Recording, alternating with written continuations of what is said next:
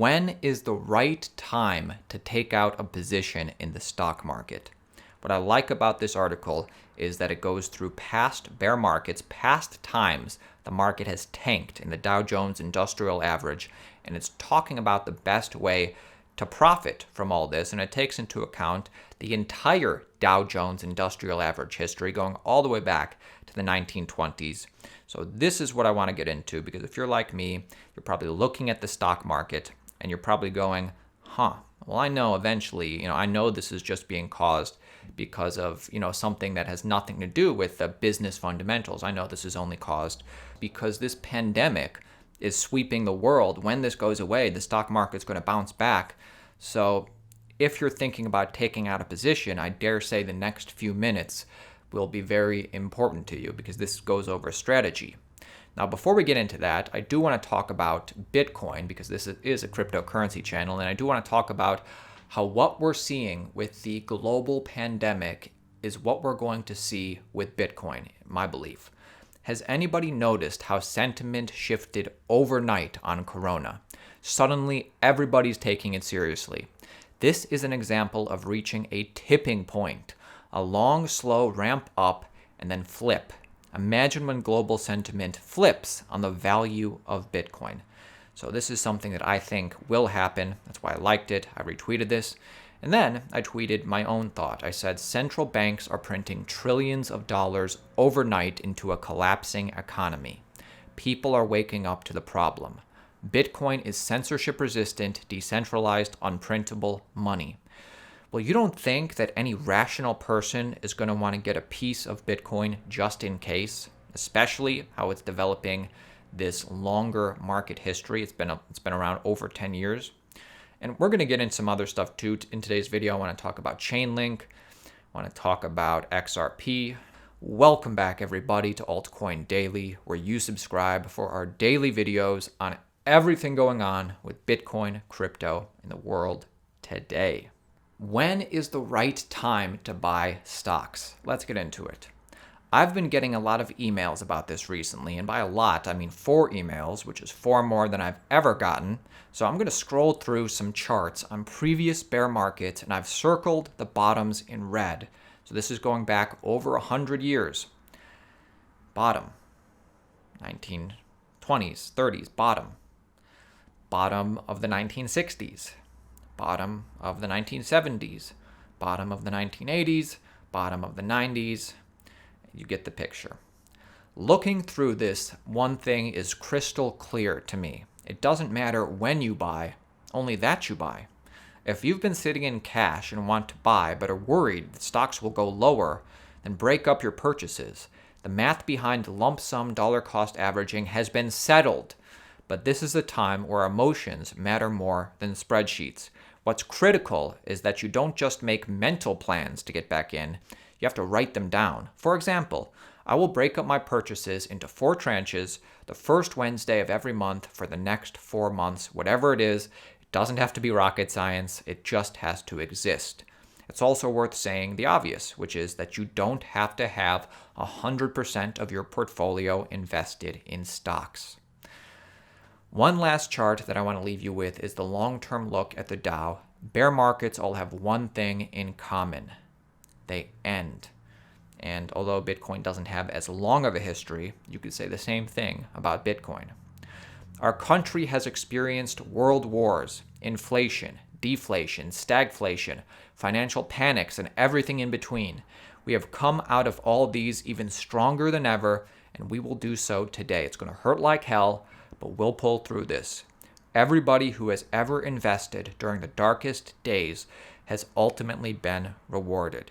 There's no reason to think that this time will be different.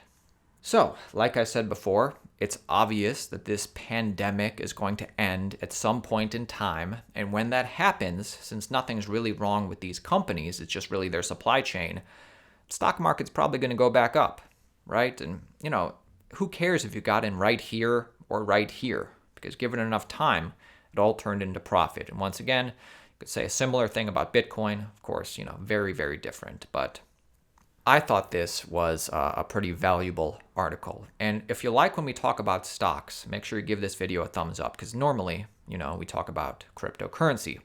And speaking about that, let's get into some altcoin news and analysis. I want to talk about Chainlink. I want to talk about Ripple.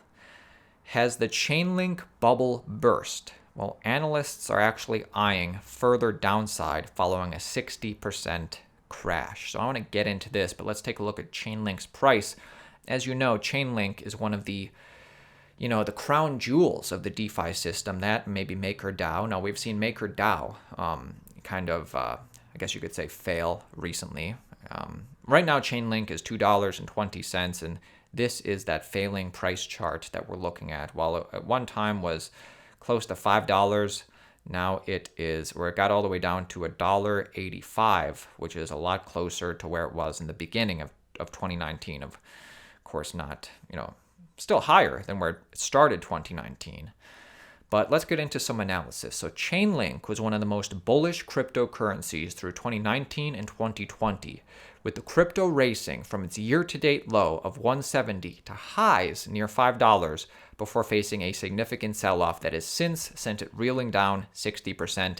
The intense decline has led to erase virtually all the gains incurred throughout the course of its unprecedented rally over the past couple of months. Analysts are now noting that this ongoing sell-off is likely to extend in further days and weeks ahead, with one analyst noting that he is eyeing significant loss against Chainlink's Bitcoin trading pair. At the time of writing, Chainlink is trading just under 1% at its current price of $187, which is around where it's been trading the past couple days, although it does not appear that it has been able to establish some support around its current price. The precarious position that the aggravated market is in seems to suggest further downside could be imminent. Now, a few days later, we see that it did jump up a little bit, but of course that doesn't mean we won't see a lower low. It's really just something to watch. Now, if you ask any Ethereum heads, they'll talk about how Chainlink and MakerDAO, the crown jewels of the DeFi space.